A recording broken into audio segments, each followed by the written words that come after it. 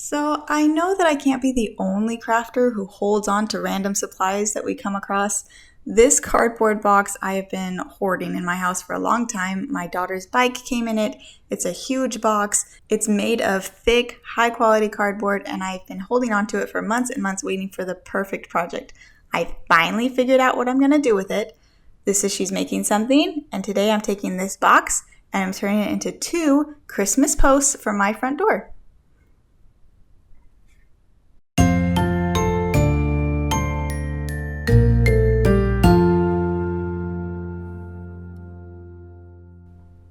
So I have my one big box, and like I said, I want to turn this one box into 2 boxes.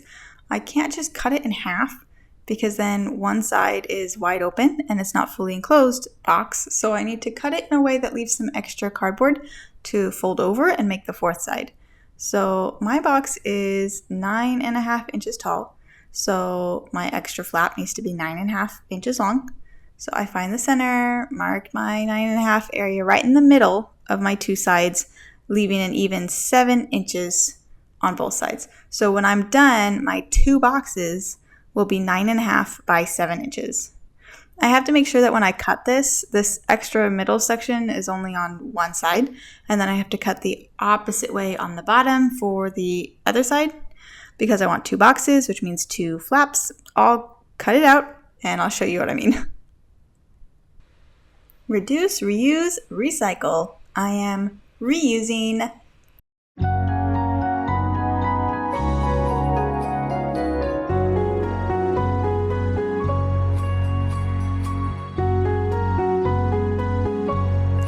I had to take some time to reinforce some already ripped areas, but I am finally done cutting. This is the side of my box.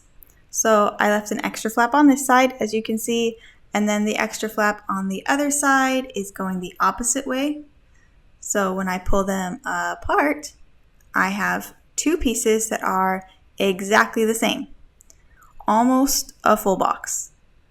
And now I will score where I want this extra flap to bend, fold it down to cover the hole, and tape it in place to make a full rectangular box. And the same with the other, score it, fold it down, and tape it.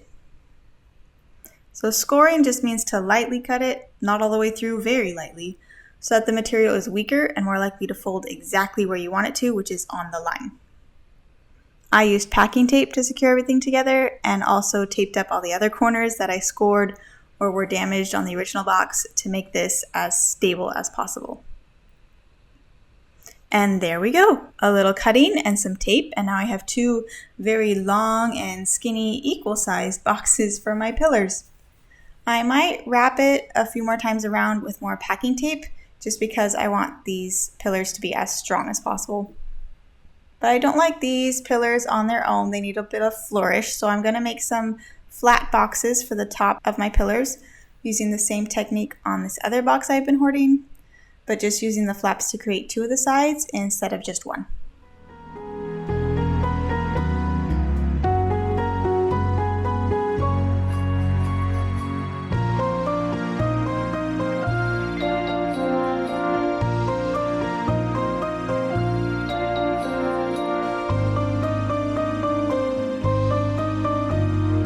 I ran out of packing tape, which is a real bummer, but I had a lot of masking tape left over, so I'm going to use that to finish off the rest of my project.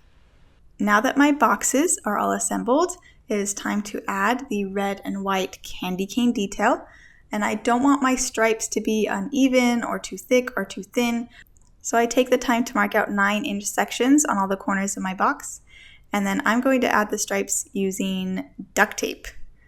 And everyone say hi to Charlie, my crafting kitty. Hello, Charlie. So to keep my stripes even, using the markings, my 9-inch markings, I'm going to put the duct tape in the corner, and then I'm going to wrap it to the next marking up, and then flip it over and wrap it to the next marking, and flip it over and wrap it to the next marking, till it goes all the way to the top. And then I'm just going to do this over and over and over again, each time starting at a different corner of the bottom of the box. One strip of duct tape wasn't thick enough for the pattern that I'm doing, so I went around and did it all again, adding a second stripe of white duct tape before moving on and doing the exact same thing again with the red duct tape, filling up the empty spaces in between my white stripes.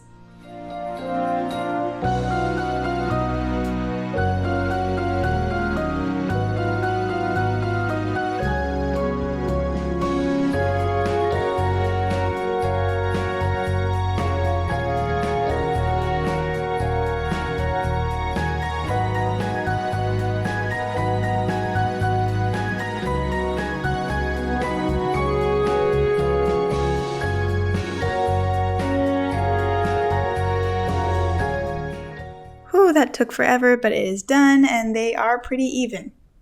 I'm also going to cover my top boxes with some more white and red duct tape.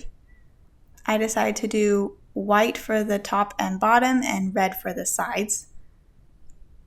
I used a lot of duct tape for this project. I used 4 rolls of white duct tape and 4 rolls of red duct tape, and so it was a lot of duct tape. But these are big pillars, so that makes sense. These pillars are tall and a little top heavy, so I need a really big, stable base. I got a new laptop and it came with these 2 boxes. One was inside the other, so one box is slightly bigger, but I'm not going to fuss about that. But they're the right height and shape and size for the base of my pillars. But I still need these to be heavy to stop the pillars from knocking over in the wind, so I'm just going to stick a brick, which just happens to be lying around in my backyard, and luckily is the exact same height as the box. So I'm going to add the brick and a little bit of the styrofoam that came with the laptop to help make this base heavy and supported. So I covered my pillar base with red duct tape and left this area exposed in the center for the hot glue because I wasn't sure how hot glue would react with the duct tape very well. So I add a bunch of hot glue to this exposed center area and set my pillar on top of that. Well, I'm not crazy thinking that hot glue is going to keep this secure. So once the pillar was in place with the hot glue and not going to shift around, I secured it with more duct tape around the bottom.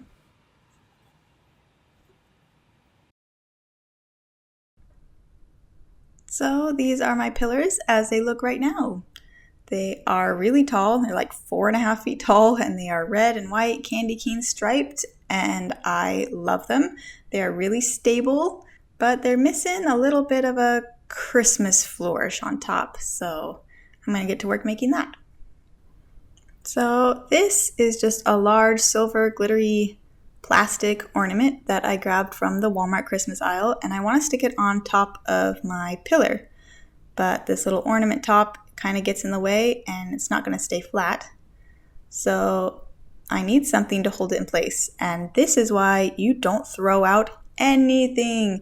This is the empty duct tape roll from this project. And I have a lot of them from doing this project. So I'm just going to hot glue this onto the top of the pillar to act as a base for my ornament ball. And then it's nice and secure and not going to flop around. So now I have my ornament and my base, but that duct tape roll looks a little not pretty. So I'm going to take some ribbon and just cover that up. Now it's Christmassy, woohoo! So I also grabbed a bunch of these Christmas stems from the store. They've got pine cones and poinsettias and red and white flowers and wintry things. So I'm going to take the time to cut them off the stems to make them easier to work with.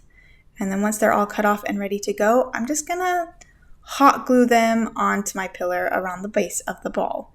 I didn't really have an organized plan. I just took all of my flowers and separated them into 2 piles, one for each pillar, and then I just hot glued them wherever I liked.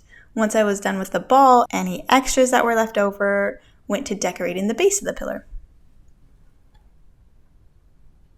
My pillars are all done and looking so Christmassy and festive. I am in love with them.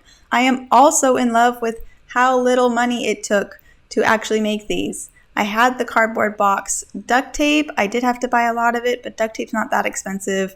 And the flowers I got from the dollar section at Walmart too. So this was a really budget-friendly project, and it has a huge impact with both of these pillars on either side of my door at Christmas time. I love it.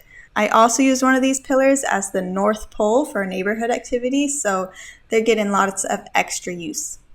I am so excited for winter to come back. And if you like my project or are making something similar, please let me know in the comments, and don't forget to like and subscribe if you want to get notified the next time I'm making something. Thanks for watching.